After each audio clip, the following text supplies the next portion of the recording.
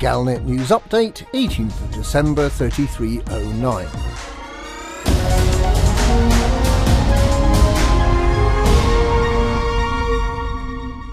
People rescued from captivity on the Thargoid Titans should be freed from quarantine, says the Alliance Prime Minister.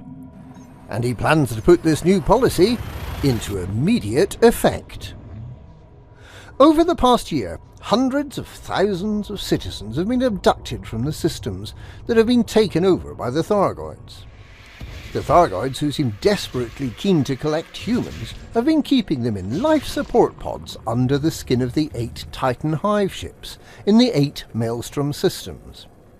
Since early October, Xena Research and Defence Agency Aegis has developed the tools to locate these life support pods and to blast the pods out into space where they can be scooped up using collector limpets and returned to the rescue ships for rehabilitation. No one currently understands why the Thargoids have been so keen to collect such vast numbers of humans, nor why they've seemed at least relatively willing for the pods to be removed from the Titans. As is entirely natural when we don't understand the motives of an alien hive mind, there's been a great deal of suspicion that perhaps these rescued captives are some sort of Trojans, perhaps infected with a deadly virus or hypnotised to fight for the Thargoids at a given signal.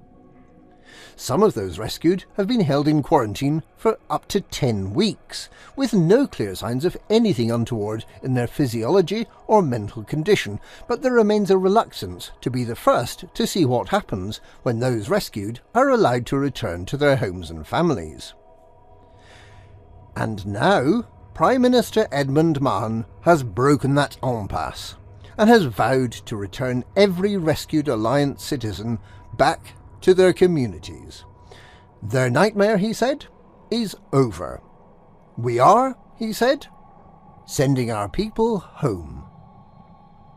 And the Prime Minister called on the Federation, Empire and Independent systems to follow the Alliance's lead and to release from quarantine everyone rescued from Thargoid imprisonment. It's a bold move in the face of criticism from many interested parties. Azimuth Biotech has been outspoken about the risk posed by the returned captives, although some suspect that it may be motivated by a desire to recruit more test subjects.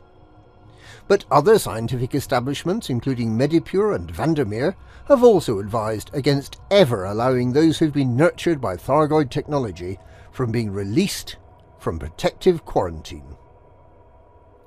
Perhaps the Prime Minister is seeking to deflect political discourse from the hugely unpopular Alliance Defence Pact with the Sirius Corporation. Releasing those in quarantine is likely to be a hugely popular move, especially for the families of those about to be released. And Mahon can paint himself as a humanist and a trendsetter, if the Federation and Empire can be persuaded to follow his lead. In the short term, it seems unlikely that the outgoing federal president will make a decision on returned prisoners, but perhaps President-elect Winters will be more likely to act. The Empire is likely to watch the Alliance closely before making any decisions. With the end of the year fast approaching, the questions on many minds will be: has the Prime Minister unleashed the zombie apocalypse just when everyone wants some time off?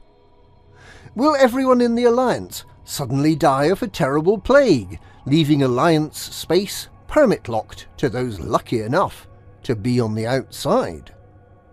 Or will it all be just fine, and we can take lucrative contracts to ship the returned back to their homes in time for Christmas?